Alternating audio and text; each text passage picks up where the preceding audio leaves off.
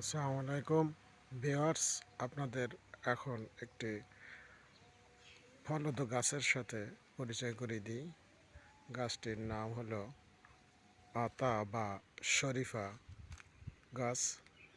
এই গাছটির রোপণকাল ভাদ্র আশ্বিন মাস এবং এটা সাধারণত নার্সারি থেকে এই গাছগুলো সংগ্রহ করা যায়।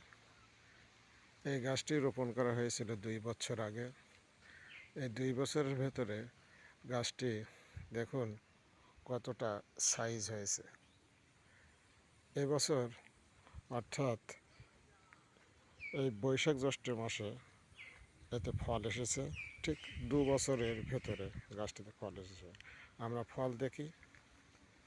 হ্যাঁ, এই দেখুন কয়েকটি ফল ধরেছে, কত সুন্দর দেখতে। হ্যাঁ, আরও একটি ফল।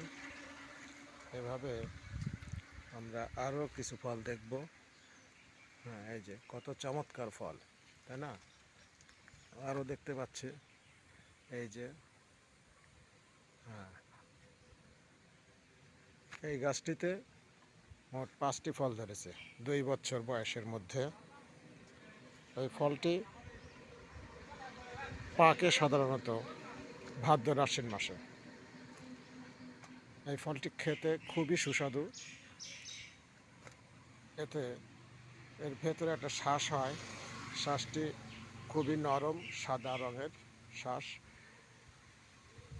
এটায় যথেষ্ট পরিমাণে ক্যালসিয়াম, ভিটামিন সি এবং প্রচুর আয়রন রয়েছে। এই ফলটি স্বাস্থ্যের জন্য খুবই উপকারী। তো ভিউয়ার্স, আমরা এই গাছটির গুণাগুণ সম্পর্কে আমরা জানলাম।